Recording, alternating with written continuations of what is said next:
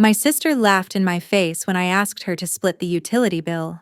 Not a nervous laugh, not an uncomfortable chuckle.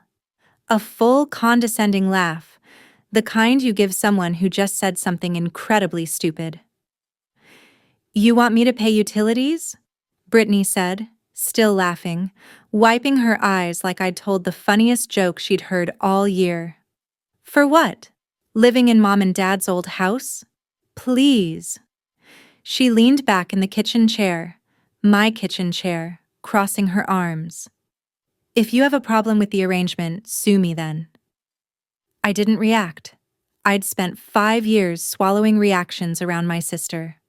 5 years of watching her treat my home like a hotel, my refrigerator like her personal grocery store, my patience like an infinite resource. But something was different this time. Maybe it was the smugness in her voice. Maybe it was the way she said, "Mom and Dad's old house," like she knew something I didn't.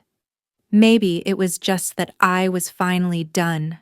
I reached into my bag and pulled out a manila envelope I'd been carrying for 3 days, waiting for the right moment. "What's that?" she asked, still smirking. I slid it across the table. "Eviction notice. You have 30 days to vacate the property." Brittany rolled her eyes and opened the envelope like she was humoring a child. I watched her face as she read. Watched the smirk fade. Watched the color drain from her cheeks as she got to the section that listed the property owner. Not our parents. Not some bank. Me, Sarah Mitchell, sole owner since 2019. She looked up at me with an expression I'd never seen on her face before. Fear. "This can't be right," she whispered.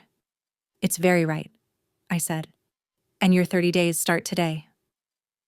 To understand what happened next, you need to know how we got here, how I became the invisible owner of our childhood home, how my sister spent 5 years living in my house without knowing it was mine, and how one sentence, 3 words, "Sue me then," ended a lifetime of me being the family doormat. Let me take you back, because this story isn't about a house or an eviction notice. It's about being the responsible one in a family that only noticed you when they needed something. And finally deciding that responsibility doesn't mean being a pushover. If you've ever carried your family while they criticized how you walked, if you've ever been taken for granted by the people who should appreciate you most, this story is for you. I'm Sarah. 30 years old, dark hair to my shoulders, brown eyes that my grandmother used to say were too serious for such a young face. She wasn't wrong. Someone in our family had to be serious. Brittany is 4 years older than me. Growing up, that gap meant everything. She was the one with authority, and she never let me forget it. When I was 10 and she was 14, I remember asking if I could borrow her hairbrush. She looked at me like I'd asked to borrow her kidney. "Get your own stuff, Sarah. Stop being so needy." I bought my own hairbrush with birthday money the next week. It was the first of many lessons about what I could expect from my sister. Our parents had what I'd generously call a volatile marriage. They loved each other the way thunderstorms love trailer parks. Passionate, destructive, oblivious to the damage. When I was 12, they had a fight so bad that Dad threw a plate at the wall. Not at Mom, just at the wall. But the crash made me jump off my bed and hide in the closet. Brittany found me there an hour later. "God, you're such a baby," she said. "It's just noise." Then she went back to her room and turned up her music. I stayed in the closet until midnight. Brittany learned to play them against each other, extracting maximum benefit from their guilt. After every big fight, she'd ask Dad for money. After every reconciliation, she'd guilt Mom into buying her something. I learned to stay quiet, stay small, stay out of the blast radius. By 16, I'd figured out that nobody was going to save me but me. Got a job at a grocery store, saved every penny, earned a scholarship to state college. Brittany bounced between community college classes she never finished and boyfriends who never lasted. She'd call home crying about car payments she couldn't make, and Mom would send $800. She'd complain about rent being due, and Dad would slip her $1,000. Nobody ever asked about my grades, my job, my plans. I graduated high school with a 3.9 GPA. Neither parent came to the award ceremony where I got a scholarship. They were dealing with Brittany's latest crisis, something about a boyfriend who'd cheated on her. I walked across that stage alone, shook hands with the principal, and told myself it didn't matter. I was the reliable one. Reliable people don't need attention. I graduated college at 22 with an accounting degree and a job at a mid-sized firm.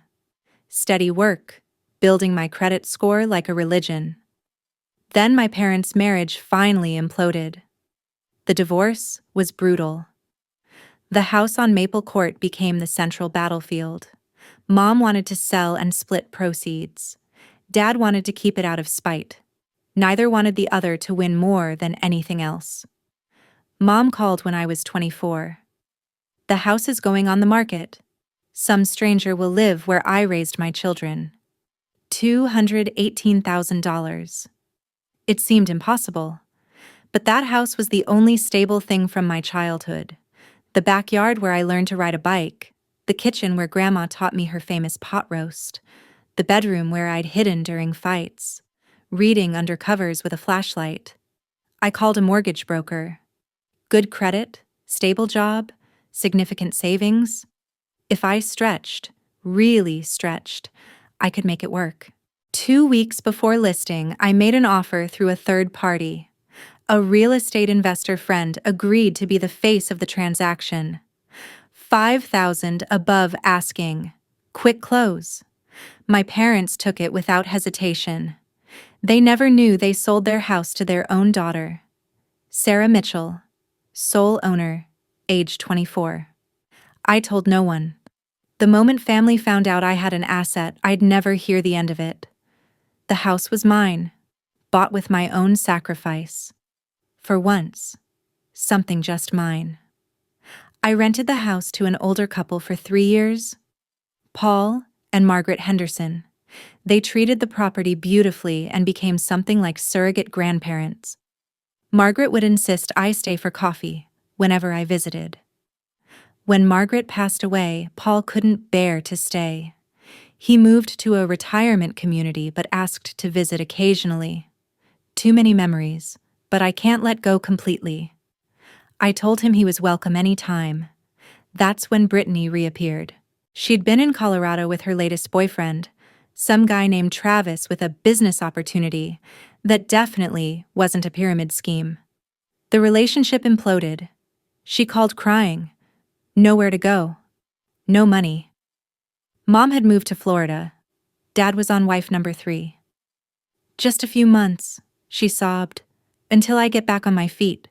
You're the only one I can count on. I should have said no, but she was my sister, and I'd spent my whole life being the responsible one. I told her she could stay temporarily while I figured out my next steps. I didn't tell her I owned it, said I was managing it for an investor. She didn't ask questions. Brittany never asked questions that might complicate her situation. That was 5 years ago. Has anyone ever let a family member stay temporarily and watch temporary become permanent? Tell me in the comments, because I need to know I'm not alone in this. The first months weren't terrible. Brittany got a retail job at a clothing store, talked about saving money, even mentioned looking at apartment listings. I felt cautiously optimistic. Maybe Colorado had humbled her. Maybe she'd finally grown up. Then she got comfortable. Month 4, she quit the retail job because her manager was toxic. The manager had apparently asked her to work a Saturday, which Brittany found unreasonable. Month 5, she started dating a guy named Derek who spent 3 nights a week at the house. Month 6, she stopped mentioning apartments entirely. When I asked about her housing timeline, she changed the subject to Derek's job, or her plans to go back to school, or literally anything else.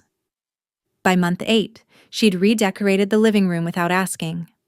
Threw out curtains Grandma had made and replaced them with something from Target. Adopted a cat she named Princess who scratched the hardwood floors. Started referring to the house as my place when talking to friends. I overheard her on the phone once. "Yeah, come over to my place. It's cute. You'll love it." My place. Not my sister's place I'm staying at. Not the house I'm temporarily using. My place. I tried to address it gently. "Have you looked at apartments lately?" Brittany waved her hand dismissively. "The rental market is insane right now. A one-bedroom is like $1,400 a month. I'd be throwing money away. This makes way more sense until I figure out my next move." But the arrangement was supposed to be temporary. God, Sarah, relax. It's not like anyone else is using the house. Why are you always so uptight about everything? That was her magic trick. Whenever I tried to set a boundary, she'd make me feel like the unreasonable one. Like I was the problem for having expectations. Like asking someone to follow through on their commitments was being uptight. It was the hairbrush conversation all over again. I was being needy. I was being difficult. I was being too much. Year 1 became 2. I asked about utility contributions. She was between jobs. I asked about any rent, even $200 a month, a fraction of what she'd pay anywhere else. She'd look into it. Weeks passed. Nothing happened. She always had an excuse. Always had a crisis. Always had a reason why right now wasn't a good time.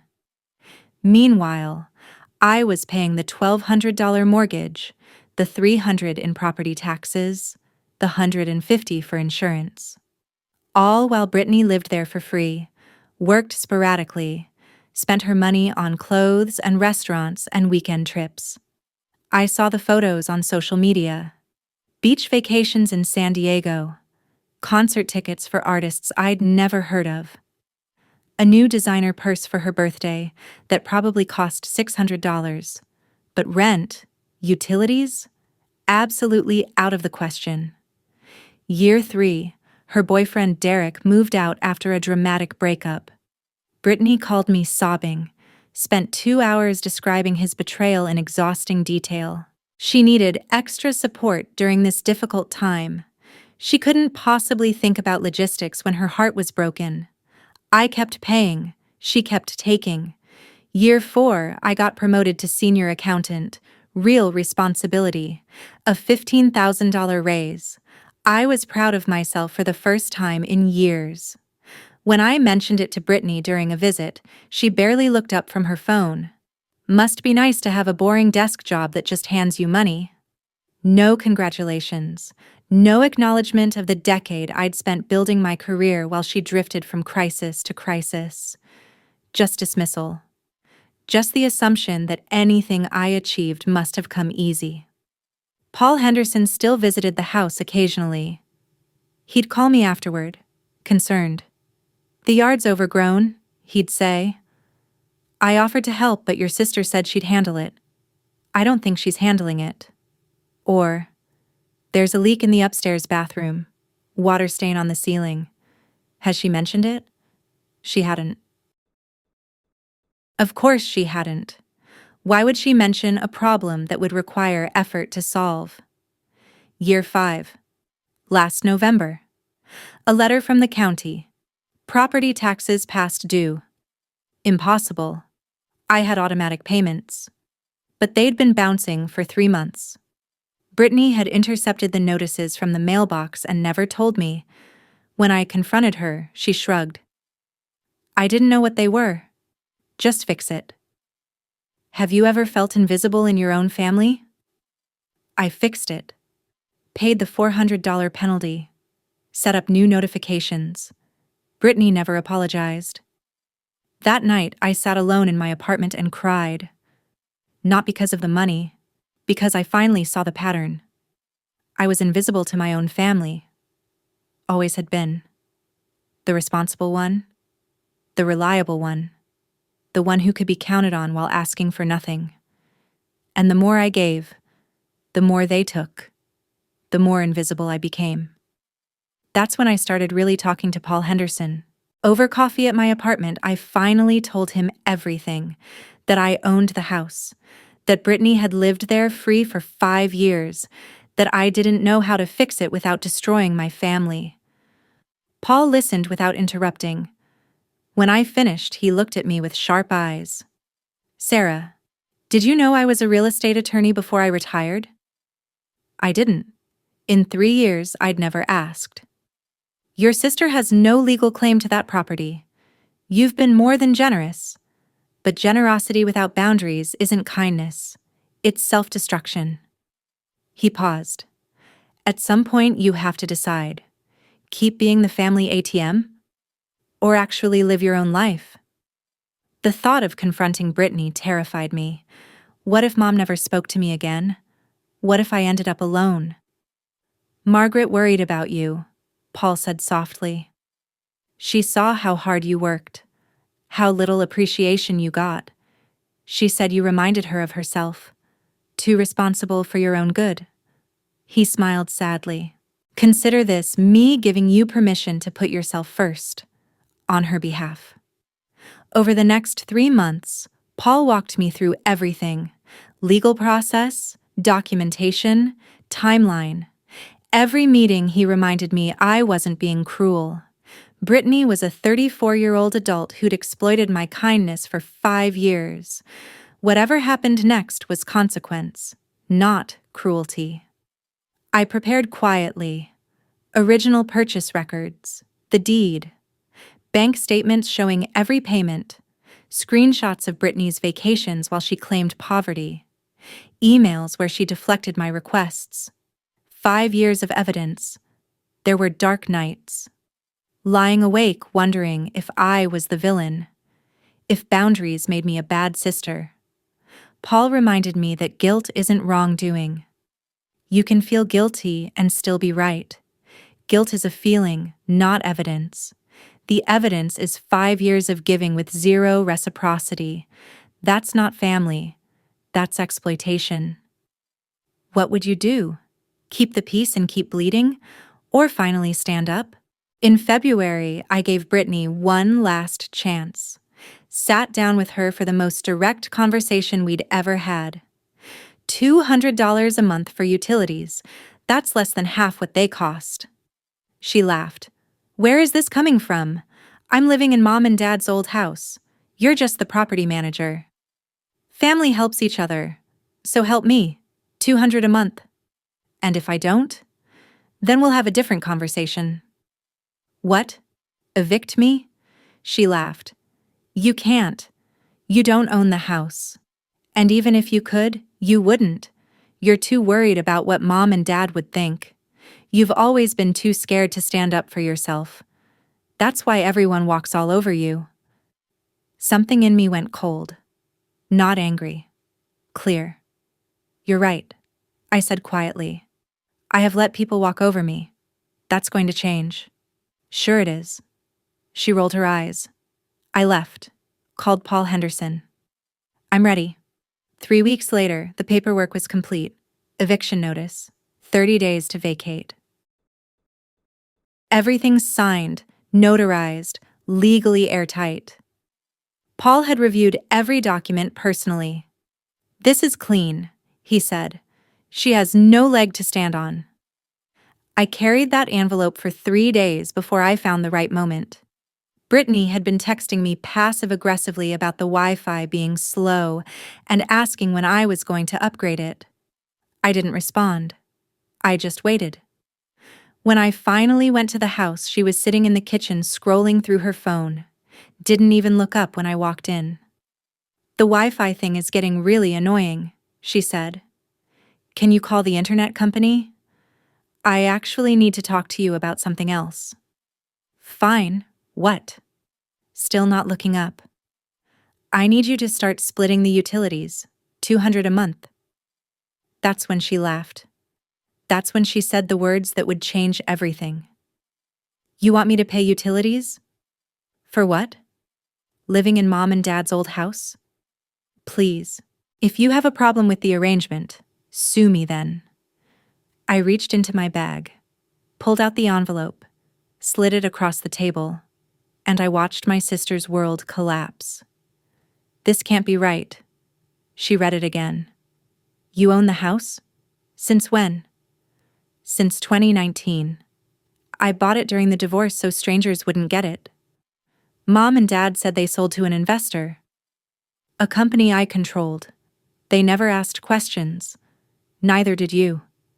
Her hands were shaking. You let me live here 5 years and never told me? I let you stay temporarily. You decided to make it permanent.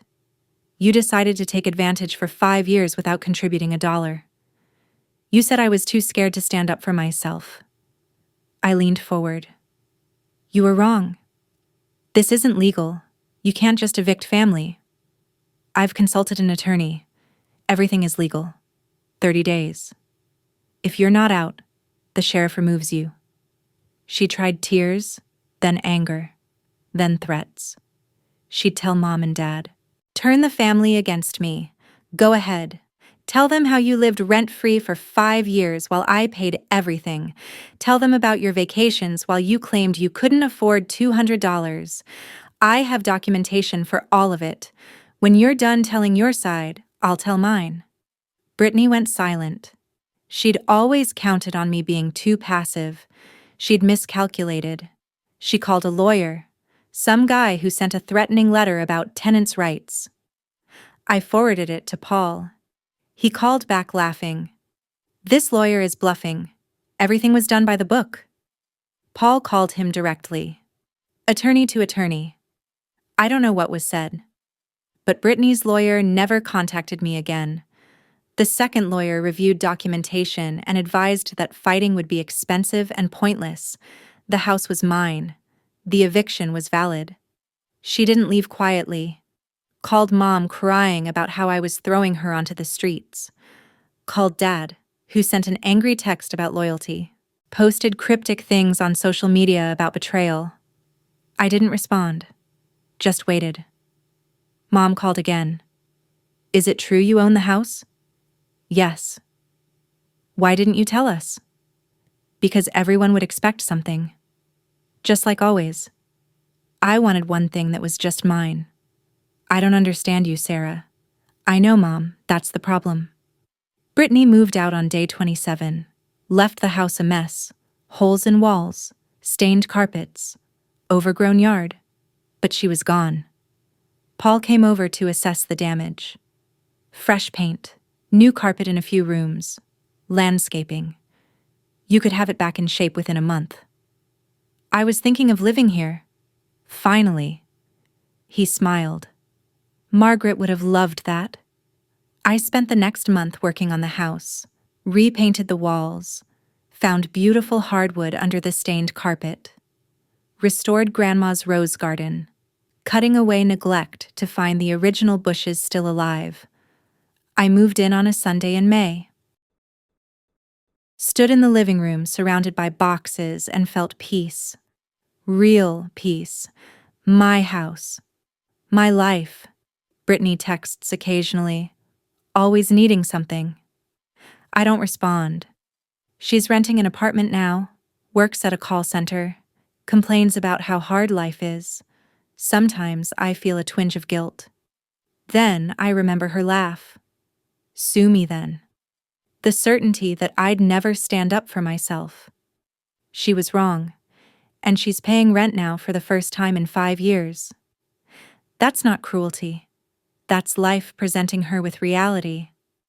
Mom visited last month, walked through the house quietly.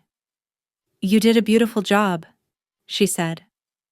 Better than when we lived here. Thank you. I'm sorry I wasn't supportive when this happened. I thought you were being cruel. And now? Now I see you were being fair. More than fair. She took advantage for years and you still gave her 30 days. We had coffee in the kitchen. Real conversation.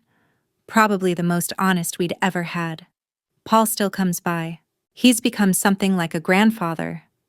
Last week he brought a framed photo of Margaret and him in front of the house. She'd want you to have this. To remember this house has always been loved by people who understood what it means to build something real. I hung it next to a photo of Grandma and me in her rose garden. 2 pictures of love, 2 reminders of what family should feel like. Brittany said I was too scared to stand up for myself, that everyone walked over me because I let them. She was right about the second part. I did let them. For 30 years, I let my family treat me like a resource.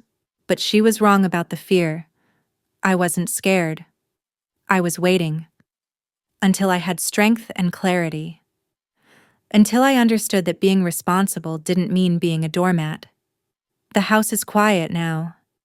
I sit on the back porch looking at Grandma's roses and think about all the years being the invisible responsible one. I'm not invisible anymore.